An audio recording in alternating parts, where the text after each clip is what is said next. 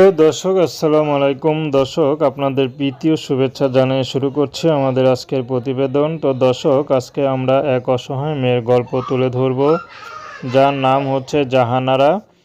জাহানারার বিয়ে শাদী হয়নি। জাহানারার বাবা একটি গস কাপড়ের ব্যবসা করত। তো তাদের ব্যবসা ছিল ভালোই, কিন্তু অনেক টাকা ঋণ করে যখন গস কাপড় উঠায়, এর কয়েক সপ্তাহ পরে তাদের সেই গোডাউনে আগুন লেগে যায় এবং সব শেষ হয়ে যায়।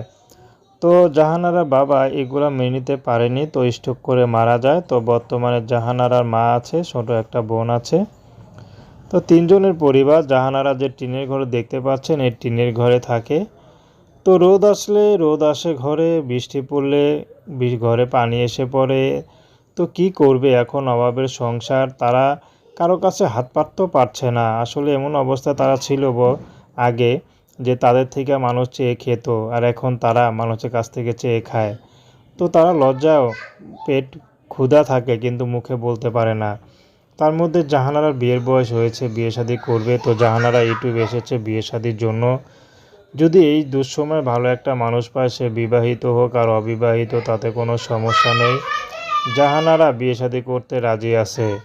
তো দর্শক, প্রেম ভালোবাসা সাহায্য সহযোগিতা বিয়ে শাদী করা আপনাদের একান্ত ব্যক্তিগত ব্যাপার।